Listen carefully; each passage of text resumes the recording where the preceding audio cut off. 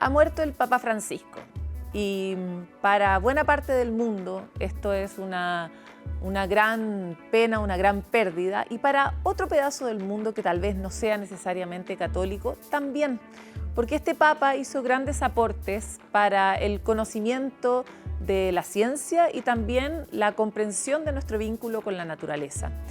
Fue gracias a su encíclica Laudato Si, publicada por el Papa Francisco en 2015, que muchos se enteraron por primera vez de esto.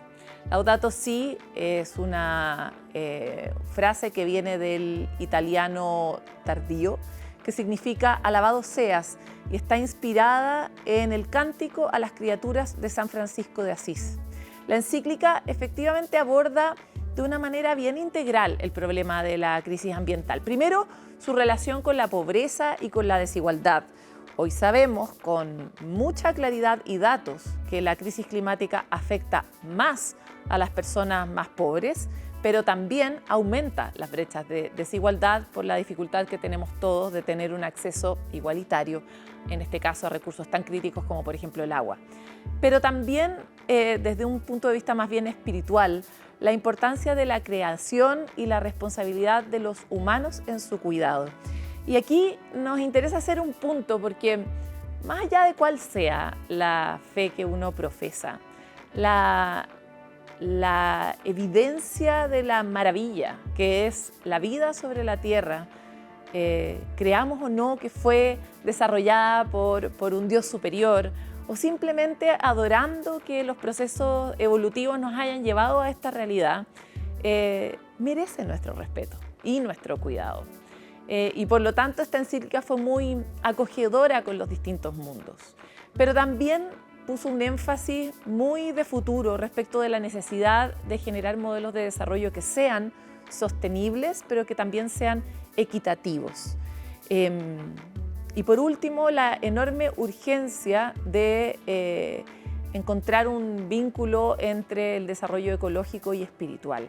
Laudato Si busca, de hecho, inspirar a las personas, a las organizaciones, a los países, a cuidar, de hecho, el planeta, promover una relación más armoniosa y no de sometimiento entre la naturaleza y la humanidad.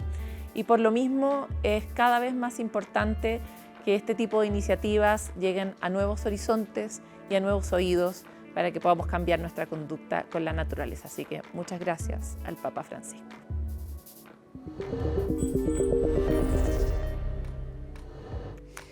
Bueno, y de hecho el 22 de abril de 1970 miles de personas salieron a las calles de Estados Unidos para exigir que de hecho empezáramos a desarrollar una mayor conciencia ambiental. Así nació el Día de la Tierra. Y en este momento, ustedes ya lo tienen en los noticieros de todos los días, el cambio climático ya no es una amenaza que vendrá en el futuro, es una noticia cotidiana del presente. ¿Cómo estamos enfrentando este nuevo Día de la Tierra? ¿Habremos aprendido algo? Casi siempre son malas noticias, pero habrá una pequeña esperanza. Lo vemos en la siguiente nota de Constanza Pérez. Largo ha sido el camino desde la primera conmemoración del Día de la Tierra en 1970, convocada para generar conciencia sobre la contaminación del aire y del agua, cuyo día fue designado oficialmente por la ONU en el año 2009. Pero tras 55 años, el escenario climático pareciera estar tomando un ritmo acelerado y cada vez más complejo de combatir. Hemos llegado a lo que es una triple crisis. La triple crisis es una crisis de cambio climático, o sea, un clima que cada vez es más difícil de predecir. Sus impactos son más difíciles de estimar.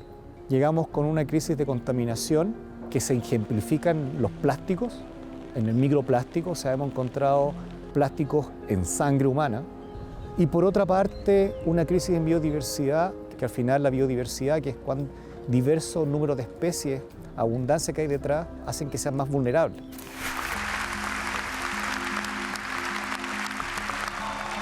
El 2015 se instauró como un año clave para la protección del medio ambiente cuando se adoptó el Acuerdo de París, que buscaba limitar a 1.5 grados Celsius el aumento de la temperatura del planeta. Eso sí, la meta no duró mucho.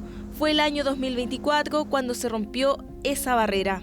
Podemos hablar que el Acuerdo de París es el acuerdo diplomático más importante, de hecho, de este siglo, donde logramos un gran acuerdo de 196 países, que eso no se lograba hace muchas decenas de años atrás. Hasta septiembre del año pasado podemos superar los 1.54 grados Celsius con respecto a los niveles preindustriales, lo que nos da también una señal de que el aumento de la temperatura hoy día es real. En un efecto dominó, las consecuencias del cambio climático han impactado cada rincón de la biodiversidad y del planeta. Los océanos, grandes captadores naturales de CO2, registraron su mayor temperatura en la historia entre junio de 2023 y junio de 2024, según datos del Servicio de Cambio Climático Copernicus, alcanzando los 20,87 grados Celsius en el océano extrapolar. Y un ejemplo es que los corales, con 1,5 grados, se estima que se van a perder 70 a 80% a nivel mundial.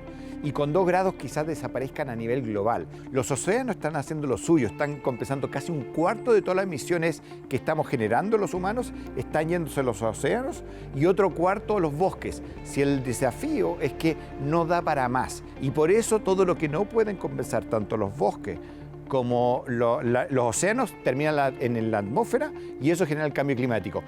Bosques que alrededor del mundo se han visto afectados por incendios forestales, pasando de ser aliados en la captación de dióxido de carbono a grandes emisores de CO2.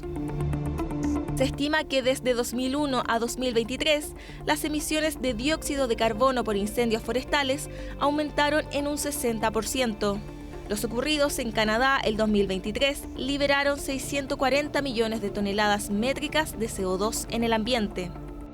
Las llamas también impactaron una gran reserva del planeta, el Amazonas, que además en el 2024 vivió su peor sequía en más de 70 años, lo que redujo el caudal de sus ríos, dañando así el pulmón más importante del planeta. Cuando el mundo necesita más acción y cooperación política, la administración de Donald Trump nuevamente se orienta contra la corriente en la lucha climática, retirándose por segunda vez del Acuerdo de París.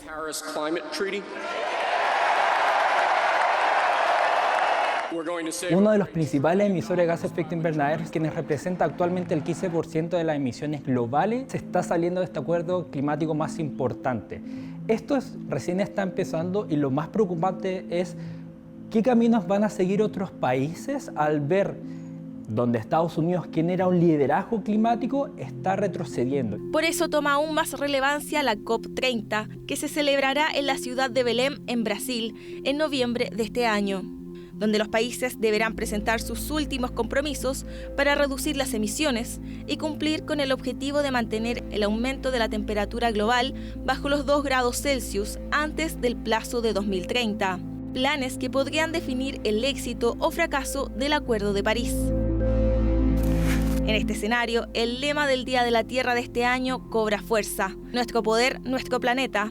Un llamado para concientizar sobre las energías renovables y la importancia de una urgente transición energética que nos permita reducir las emisiones de carbono. Queremos que nuestro gobierno y nuestros líderes y nuestra copresidencia comprendan que la transición justa es para todos. Y en esta COP esperaremos un resultado que sea para el pueblo. Con ecosistemas sufriendo los efectos del cambio climático y un escenario político incierto, la pregunta es: ¿estamos llegando tarde para salvar a nuestro planeta? En temas físicos hay puntos de no retorno, o sea, hay ciertos glaciares que se perdieron que ya no los vamos a tener nunca más, pero en términos conceptuales, en términos de biosfera, en términos de planeta, no es que no tengamos un punto de no retorno. La gente tiene que entender que el punto de no retorno es pensar que vamos a volver al punto como lo teníamos visto antes. No, vamos a retornar a otro punto de equilibrio, pero no podemos saber a qué nuevo equilibrio vamos. Este 22 de abril nos enfrenta a una realidad desafiante, pero también a una oportunidad. Aún estamos a tiempo de transformar los compromisos en acciones y proteger lo que todavía nos queda: nuestra casa, nuestra tierra.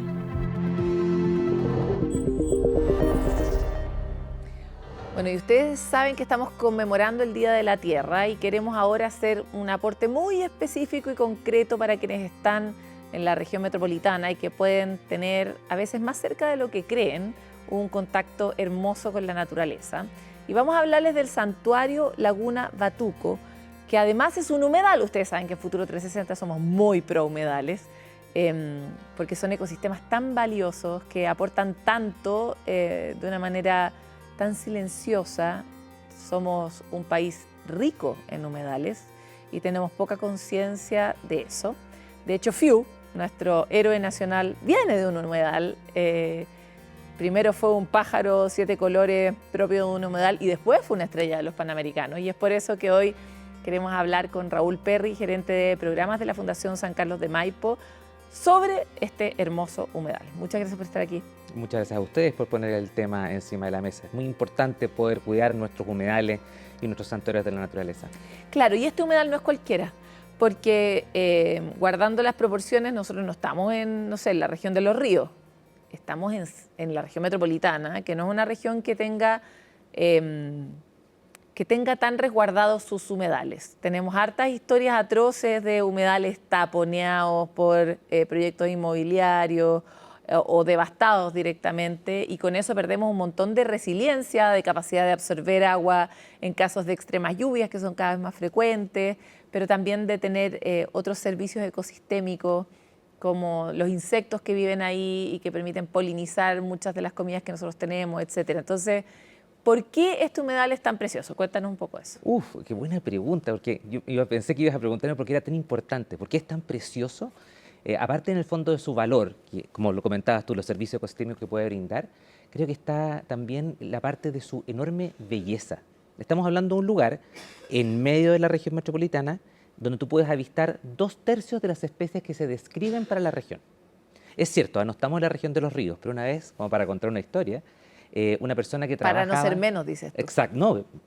Espérate nomás. Espérate nomás. Efectivamente, una persona que trabajaba en la región de los ríos me comentó que durante mucho tiempo quiso ver un 7 colores. Le tomó varios años y tuvo que meterse en kayak para ver uno. Y me decía, Raúl, llevamos 20 minutos en la laguna de Batuco y ya he visto 2. Bueno, y efectivamente, la Laguna de Batuco es uno de los lugares más importantes de la región metropolitana y, para qué decir, del país, para ver 7 colores. O sea, hay una enorme riqueza y abundancia de especies de aves que uno puede visitar y entrar en contacto directo a 45-50 minutos de Santiago. Me tocó estar hace poco en el humedal de Tunquén y ahí uno se da cuenta que realmente los humedales son los grandes centros de encuentro de las aves en el mundo, en el fondo. Y quisiera saber, ¿por qué nos debería importar, si es que nos importan las aves, los humedales? Háblanos un poco de lo que sabemos de eso. Sí, es muy interesante. En el fondo de partida tenemos estos lugares que son como puntos de llegada, de aterrizaje, grandes como aeropuertos en los cuales como las aves van. plazas de armas de pájaros. Exacto, y entonces las aves se pueden ir moviendo de un lugar a otro. Ahora, estos lugares en el fondo nos permiten aunar una gran biodiversidad. Esta posibilidad de encontrar genes diferentes, expresados de maneras diferentes, con todo lo que eso después, por así decirlo, rebalsa hacia las especies vegetales o fungi, es muy importante para cualquier exploración que nosotros como seres humanos queramos hacer del espacio científico. Claro, porque para entrar un poco en lo que estás diciendo, no todo el mundo sabe que existe este reino, que es la funga, que son todos los hongos, que además son muchas veces microscópicos, pero que sostienen la vida. Toda nuestra vida se sostiene sobre cómo está tejida esa red de hongos bajo y en nosotros. Y además ahí se sostiene el alimento del alimento del alimento del alimento que se come el pájaro, pero a la vez el pájaro aporta para que ese ciclo siga, ¿no? Efectivamente, y en el fondo establece esta como posibilidad de tener un corredor de vida que va más allá de únicamente aquello que está exactamente e inmediatamente pegado al ecosistema. Nosotros, lamentablemente, como seres humanos, hemos ido fraccionando muchos de estos ecosistemas, estableciendo nuestra huella entre un espacio y otro. Pero las aves pueden ayudarnos a sobrepasar esos lugares y conectar espacios que de otra manera no pueden estar conectados. Ese es un tremendo valor para mantener nuestro ecosistema, nuestra naturaleza operativa en el país. Pero además esta es una zona, o sea, en Chile otra de los tristes récords que tenemos es que tenemos un enorme récord de desigualdad, ¿no? Y una asimétrica posibilidad de acceder a la naturaleza. Hay comunas que tienen mucha más posibilidad de verdores y de pájaros y de distintas especies, y hay otras que no. Entonces también me encantaría saber cómo ha sido la historia de, diría, integración o cohesión que este mismo humedal ha producido en esta región, porque se habla mucho de que además la comunidad ha tomado mucha identidad en torno a una zona que en un momento incluso parecía un basural. O sea, partamos de la base que más o menos al final de los 80, el terreno donde está la laguna de Batuco se loteó completamente. Estaba preparado para el desarrollo inmobiliario y autorizado por el SAC. Es más, cuando nosotros llegamos ahí el 2016, lo que hicimos fue comprar parcelas y así armar el espacio suficiente para poder conservar el espejo de agua y algunos sectores de la pradera húmeda alrededor de la laguna. Entonces, ahí hay un tremendo desafío de cómo podíamos en el fondo tomar esta realidad ya fragmentada para transformarla en un espacio que ya no fuera solamente... Exacto, y además también para permitir que en el fondo la gente pudiera conocerla sin sentir que estaban invadiendo la propiedad de alguien y prepararla también para que la visita de las personas no le hiciera daño. Ahí se trabajó efectivamente con The Natural Conservancy, una de las organizaciones importantes a nivel mundial en medio ambiente, para hacer en forma participativa con otras 35 organizaciones lo que se denominó el plan de manejo y la identificación de qué es lo que vamos a cuidar y dónde están las amenazas que lo pueden atacar.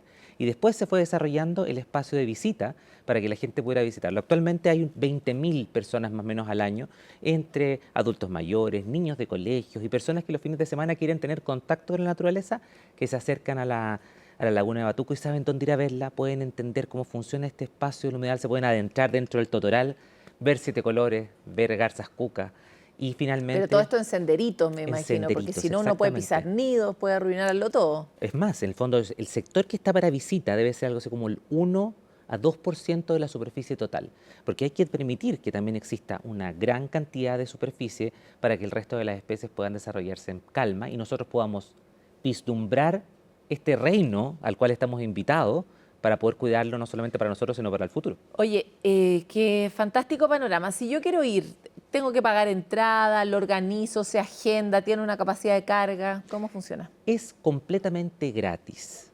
Yo recomiendo a todos a quienes nos están viendo y tienen la oportunidad de ir, por ejemplo, en un colegio, que se pongan de acuerdo con nosotros porque además podemos esperarlos para poder hacer algún tipo de recorrido guiado. Pero cualquier persona puede visitar la laguna de Batuco de martes a domingo de 10 a 6 de la tarde. Por supuesto que, claro, hay ciertas capacidades de carga, pero en general el lugar permite la visita de las personas hasta este minuto y creo que lo más importante es entender que vamos a un lugar protegido, por lo tanto, sin mascotas que puedan perturbar la vida de las aves. Y hay que, si uno lleva basura, se la tiene que llevar. O sea, ni perritos ni gatitos que uno los quiere mucho, pero no son compatibles con... A los pájaros les caen pésimo, además.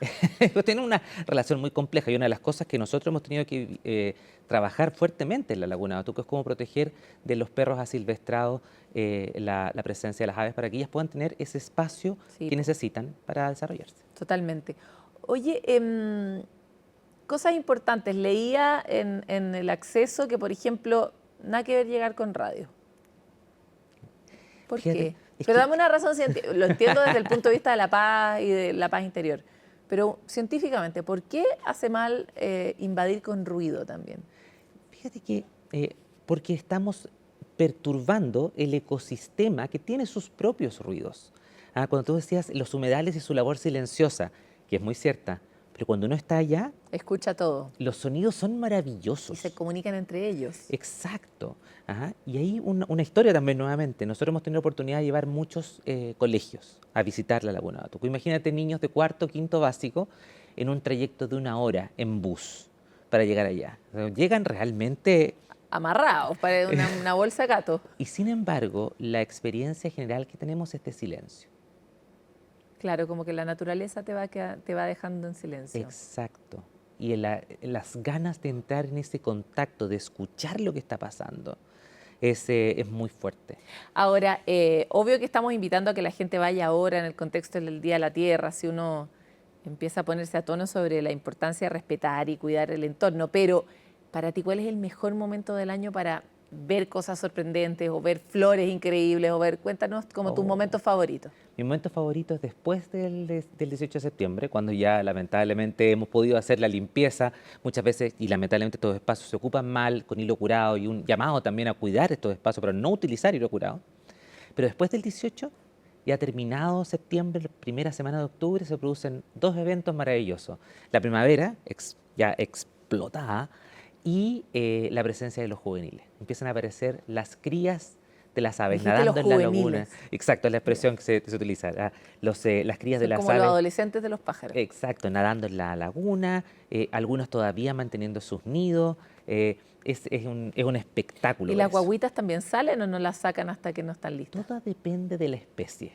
Todo depende de la especie. La especie, por ejemplo, de las aves que viven dentro del totoral se mantienen escondidas, Como el 7 colores. como el 7 colores. Hemos tenido oportunidad de ver nidos y 7 colores nidificando, una cosa, Ay, pero... no. ¿Y tienen 7 colores? No, maravillosa. típico que nacen como los pingüinos, como Exacto, descoloridos. Después exacto, agarran onda. Exacto. Pero también hemos visto, por ejemplo, pasar debajo de las pasarelas que se meten dentro de la laguna. Yo he tenido la oportunidad de ver una familia completa de cisnes coscoroba. Ajá. Ay, qué Sus cosa 12 más crías ahí, con el Ay, papá y la no, mamá, no y pudiera morir. le pegaban de repente un guanc para que se enrielen, no se alejen mucho. Ese tipo de espectáculos son impagables. Oye, yo te quiero primero pedir un favor. Y el favor es que tú, que tienes un acceso privilegiado, nos manden los videitos a Futuro 360. Nosotros tenemos aquí una sección donde dedicamos a la naturaleza sorprendente la posibilidad de rendirle tributo todo el rato, porque a veces nosotros, animales urbanos, se nos olvida cómo era la naturaleza. Entonces, en Futuro 360 la recordamos, así que primero, mándennos material. Y segundo, que nos invites en el mejor momento, por favor. Sí, de todas maneras, pero los recibiremos con mucho gusto. Y si me permites, me gustaría también agradecer a muchas organizaciones que hoy en día están trabajando por la conservación del planeta, la Red de Santuarios de la Naturaleza de la Región Metropolitana, la Asociación Así Conserva Chile, que agrupa muchas entidades privadas que se dedican a la conservación en un día tan importante como el Día de la Tierra. Poder tener presente que hay un esfuerzo mancomunado de muchos para tratar de que tengamos un planeta que mostrarle a nuestros hijos e hijas y a las generaciones futuras es muy importante. Demasiado importante. Oye, una cosa, yo te mencionaba esto de que en algún momento hubo zonas del humedal que eran como medio basurales, así que estaban botadas a la buena de Dios. ¿Cómo fue esa recuperación? ¿Cómo fue el antes y el después? ¿Cuánto tiempo tardó el humedal en recuperarse? Porque he conocido muchas historias de humedales que fueron taponeados y uno les da un poquito de agua, un inviernito, un poquito, y florecen, ¿no? Son como agradecidos los humedales, ¿o no? La vida es muy resiliente. Eso en el fondo también nos ha enseñado. Efectivamente puede ser muy inestable, podemos dañarla mucho con nuestro actuar, pero es muy resiliente.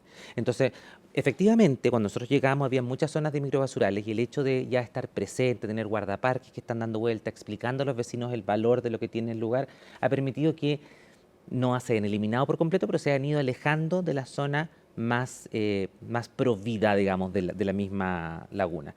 Y eso ha permitido que rápidamente, en 2 o 3 años, ya tengamos una explosión de vida en muchas de estas zonas.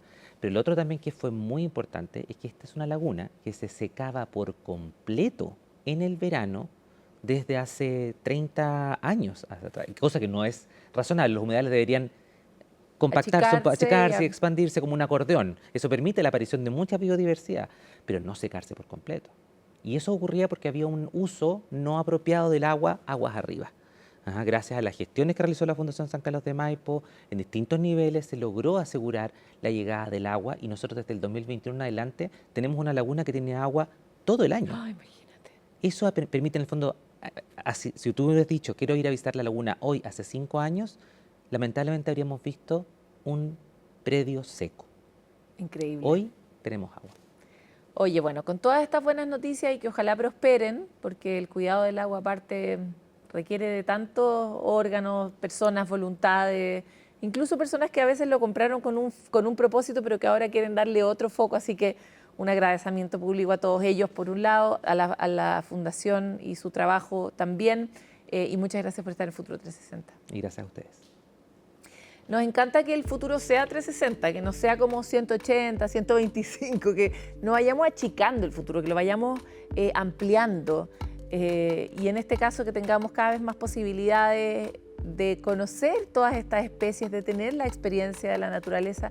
A veces cuando alguien lo dice suena hippie, pero la experiencia humana en la naturaleza es algo que es muy profunda. Somos naturaleza y cuando estamos ahí, a veces sin haber estado nunca, lo recordamos. Entonces los invitamos a todos a que vayan, a que se expongan a ustedes, a sus niños y niñas, que suelten los celulares, las tablets y se adentren un ratito en el silencio, que eso sana y repara de una forma muy profunda. Vamos a una pausa y volvemos con más.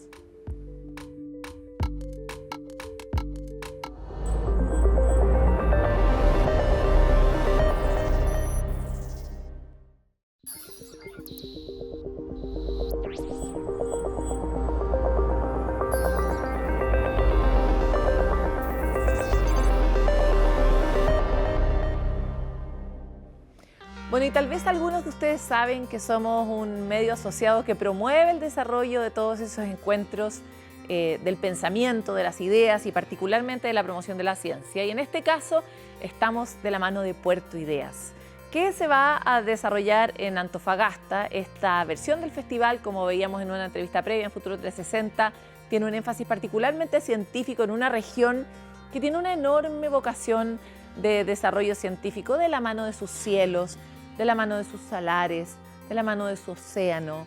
Es una tierra muy virtuosa en materia de como laboratorio científico y por lo mismo hoy día queremos profundizar con uno de sus invitados, es Francisco Remoncelles. Él es microbiólogo y es director de un proyecto Anillo de la Universidad Católica del Norte que se dedica justamente a estudiar las posibilidades que existen, particularmente para la industria del litio, de generar procesos más circulares, pero también de aprender en esa aventura de los seres increíbles que hay en esa zona, como son los extremófilos. Muchas gracias por estar con nosotros. Muchas gracias, Paloma. Muchas gracias por la invitación y también siempre importante destacar este espacio que se puede generar, sobre todo a los investigadores que estamos en región. Así que muchas gracias de nuevo por la invitación.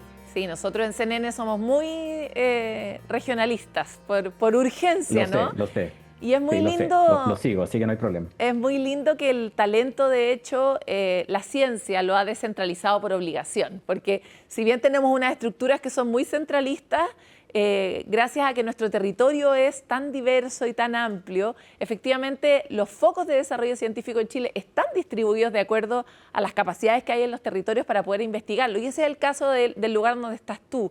Entonces quisiera profundizar sobre específicamente eso, cómo ha sido este boom y desarrollo tan boyante de la industria del litio para aprender un poco más de la riqueza y de la diversidad de la vida que a veces no es evidente en esa zona. Sí, bueno, es súper interesante el desafío que tenemos. Estamos inmersos en una región que es reconocida por la minería metálica y no metálica. Entonces, claramente todas las actividades giran en torno a eso. Y tú comentaste recién, claramente hay un boom importante, incluso hace poquito se inauguró el centro, ¿cierto?, de litio y salares en las dos regiones de Antofagasta y Atacama. Entonces, ya es un puntapié inicial para demostrar que esas actividades son fundamentales. Entonces, claramente estamos en un proceso interesante. Tenemos una de las reservas más importantes de este elemento súper prioritario. Entonces, no nos queda más que avanzar en todas las líneas que podamos, en la investigación, en las políticas, a nivel social, a nivel medioambiental. Así que es un desafío y un compromiso súper importante y nosotros lo tenemos como grupo de investigación. Claro, porque aparte este avance no puede ser a cualquier costo, incluso si es que es el precio que teóricamente tenemos que pagar por el desarrollo, porque el litio se extrae, para muchas personas que no lo saben, de los salares. Y en los salares hay mucha riqueza que cuando uno va como que no es obvio, porque además son zonas habitualmente muy desérticas, uno siente esos olores a distintos gases que son como que no hubiera nada, es como un poco un cielo marciano, uno siente que es ajeno y sin embargo ahí viven multitudes podríamos decir. Cuéntanos un poco. Sí, pues son ecosistemas únicos que hay información científica con respecto a ellos, pero quisiéramos más información. La única forma de tomar decisiones a nivel productivo, ¿cierto?, medioambiental y también político, es conocer estos sistemas. Entonces hay que hacer líneas bases con respecto a eso, y uno de esos componentes son estos microorganismos extremos, ¿cierto?, o microbiomas que viven en estos ambientes muy particulares donde tienen presiones ambientales muy distintas a los que nosotros lo conocemos como ser humano, y son capaces de sobrevivir ahí, y son importantes para que muchos procesos geológicos, biológicos y ambientales ocurran en esos sistemas. Entonces, el mensaje es que es importante conocer estos sistemas a nivel microbiano. Ahí tenemos comunidades únicas, que algunas incluso desconocidas para todos en realidad. Bueno, es que aparte el número de diversidad de microbios es tal, tenemos apenas una muestra muy pequeña mapeada a los humanos, pero cada vez nos encontramos como con nuevos, voy a ponerlo en lenguaje pop, superpoderes de los microorganismos. Y me encantaría primero entender, cuando tú dices se exponen a ambientes muy extremos, descríbenos cuál es el ambiente extremo al que se exponen estos microorganismos que viven en los salares. Ya, los ambientes que uno conoce, por lo menos salares que están en el altiplano, bueno, tenemos primero esta diferencia de temperatura muy grande entre el día y la noche, tenemos gran radiación ultravioleta, tenemos distintas concentraciones de sal, por ejemplo, distinta cantidad de nutrientes o materia orgánica en mayor cantidad o en distintas composiciones. E incluso hace poquito nosotros estuvimos en terreno en un salar muy poco estudiado que se llama salar de Gorbea, incluso con gradientes de pH, incluso de mucha acidez a pH neutro. Entonces, todas esas condiciones, si nosotros quisiéramos vivir ahí expuestos, probablemente no sobreviviríamos mucho tiempo sin las protecciones que tenemos. Y la gracia es que estos microorganismos tienen las capacidades de vivir ahí. Claro, ellos sobreviven. Ni siquiera están estresados, es su ambiente, exactamente. Ellos sobreviven con bastante éxito, y para hacerlo desarrollan ciertas capacidades que además nos entregan pistas a nosotros a futuro. Pensaba yo en este tiernísimo, o sea, lo que tiene tierno es el nombre, el osito de agua, ¿no? Que es es un microorganismo que sobrevive en el espacio y que además tiene un look así Exacto. como de Michelin, es una ternura, como una cara un poco de chancho y medio como un Michelin, entonces es como Llamativo. literalmente un peluche. Muy Pero llamativo. cuéntanos cuáles son Exacto. los superpoderosos que viven en los microbios superpoderosos que viven en estos salares y qué gracia tienen. Bueno, la gracia son sus mecanismos adaptativos que probablemente no vamos a encontrar en otro organismo que exista en la naturaleza. Principalmente o podrían presentar mecanismos de resistencia a metales pesados, mecanismos en los cuales interaccionan con el medio, pueden regular de cierta manera cómo interaccionan con un ambiente muy ácido. Nosotros sabemos que todas las células tienen un pH neutro, y se expone una célula a un pH 1, tiene que tener algunos mecanismos de sobrevivencia. Entonces, esos mecanismos de sobrevivencia nos abre la puerta a otra línea aérea, que es poderlo usar en aplicaciones tecnológicas o biotecnológicas. Ese es también el otro plus que tiene estudiar, aparte de la riqueza microbiana como tal, también poder estudiar sus posibles aplicaciones. Claro, de hecho, dentro del mundo de los extremófilos, que son estos microbios que sobreviven en ambientes extremos, es fascinante. Yo conocí un extremófilo que de hecho era capaz de crear una especie de pavimento con su proceso biológico, ¿no? Como que comía, anda a saber tú qué, y lo convertía como en una especie de pavimento súper resistente. Cuéntanos, ¿qué tipos de aplicaciones te han sorprendido a ti, que has aprendido en este contexto de los salares que podrían ser eventualmente interesantes? No importa que no estén desarrolladas, pero ayúdanos a imaginar lo que imaginan los científicos. Sí, hay muchas, pero yo te puedo contar las dos que nosotros estamos tratando de avanzar en nuestro proyecto. Uno es ver cómo estos organismos pueden oxidar cierto tipo de minerales, cierto tipo de matrices. Entonces, cuando yo puedo oxidar ese tipo de matrices, algún elemento de interés lo puedo dejar soluble para poder recuperarlo. Eso es una opción, y eso se llaman los organismos biolixiviantes, que generalmente trabajan a un pH muy, muy ácido y comen, en palabras simples, comen piedra, ¿no? Oye, espérate, es que déjame llevarlo humano, porque hemos escuchado mucho el concepto biolixiviación en el mundo del cobre, que es un proceso que es necesario para procesar el cobre, entiendo, ¿no? Sí, claro. Ya, y estos serían microorganismos que procesan otro tipo de metales. Sí, en este caso nosotros estamos buscando que podamos oxidar los cátodos de las baterías de ion litio. Ahí están aplicando su superpoder. ¿Y para qué Entonces, tratan de querríamos rescatar estos oxidar elementos los de valor. cátodos de las baterías de litio? Porque los cátodos de baterías de ion litio tienen varios elementos que son críticos, como el litio, el cobalto, el níquel, otros más. Y claramente nos vamos a llenar con este tema de la electromovilidad de desechos electrónicos. Todavía no tanto, pero ya hay Y nos van toneladas, a pero faltar ciertos imagínate en un metales futuro. también. Nos van a faltar a nivel crítico porque los recursos naturales se van a acabar y en un momento hay que sacarlos de alguna parte.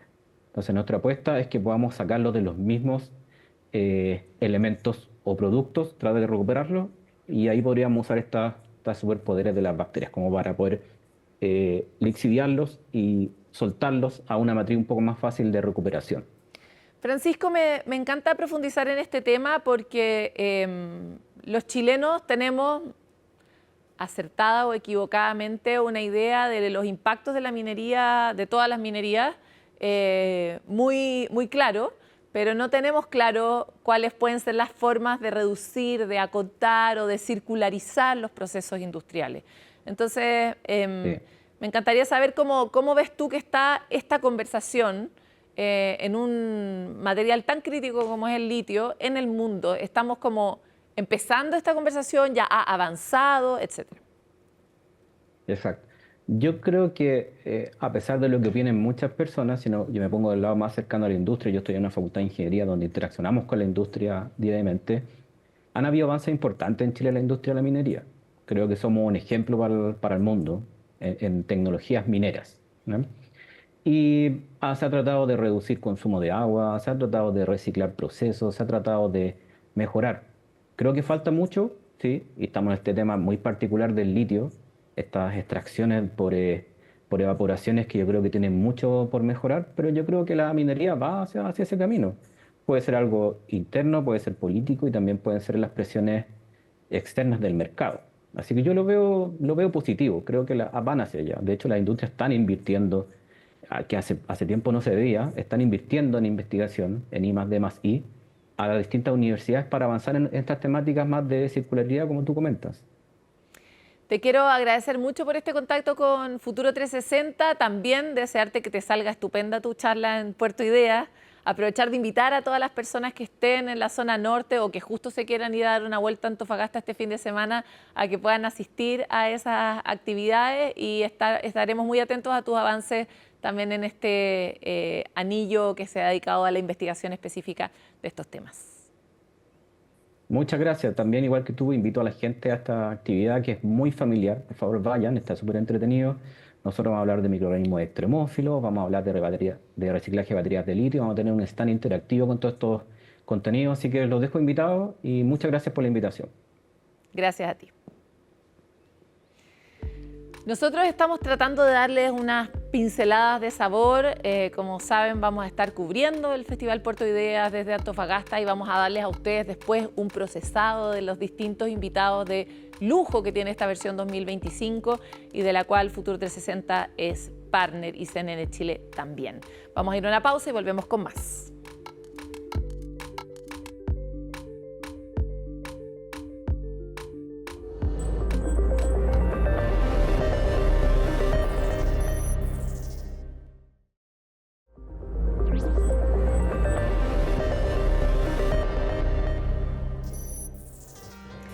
Chile es un país largo, delgado y lleno de riquezas de biodiversidad, pero también es uno de los países que más impacto tiene respecto del cambio climático.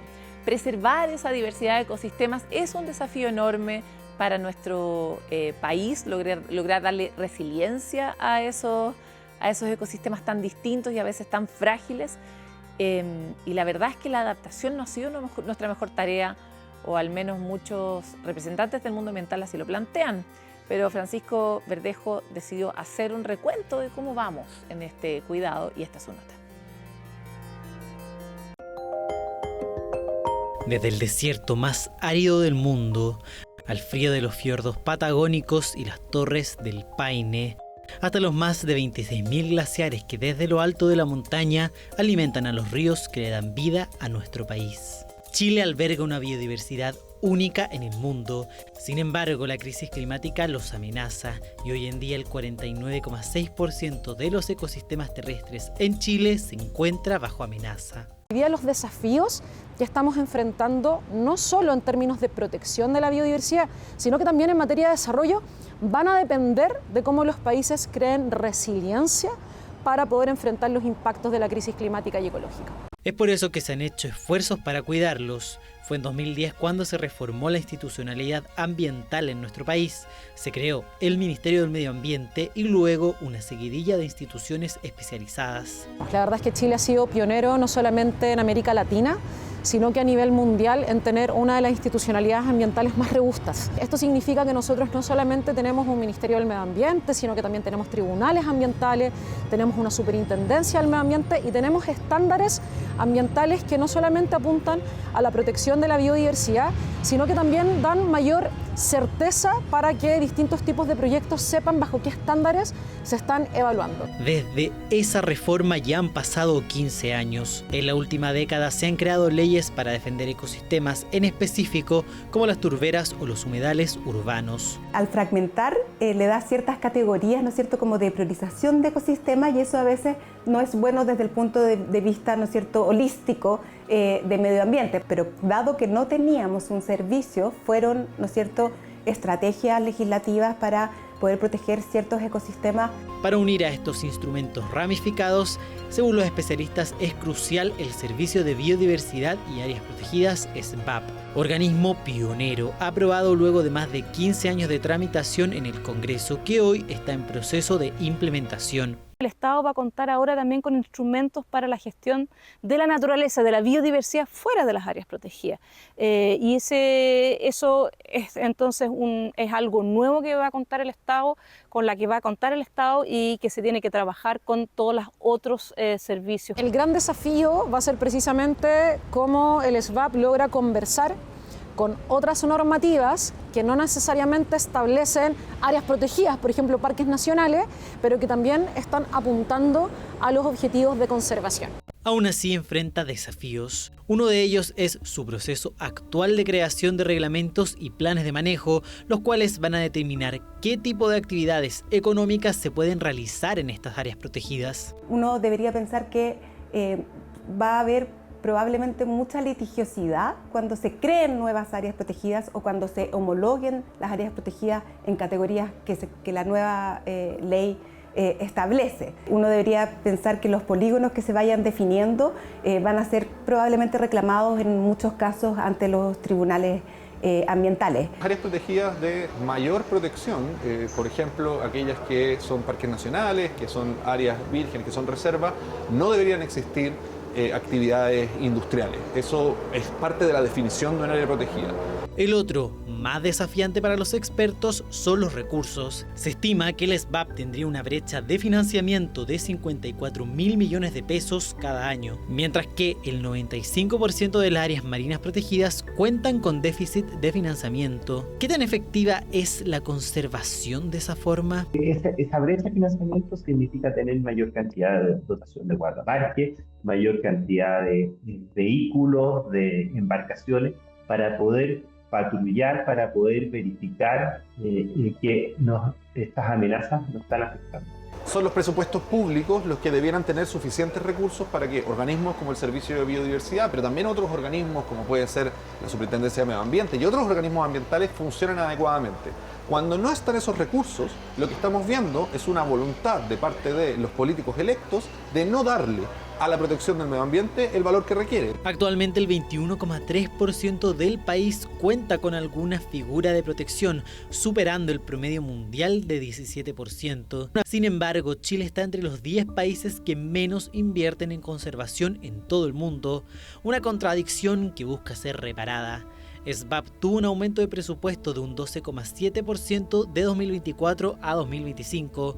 Especialistas y organizaciones tienen una mirada optimista al respecto, aunque consideran que es importante buscar más métodos de financiamiento. Convocar, hacer un puente, digamos, real y contundente que una al mundo privado con el mundo público en la tarea de llegar a las metas que se imponen los países. La verdad que el tiempo apremia.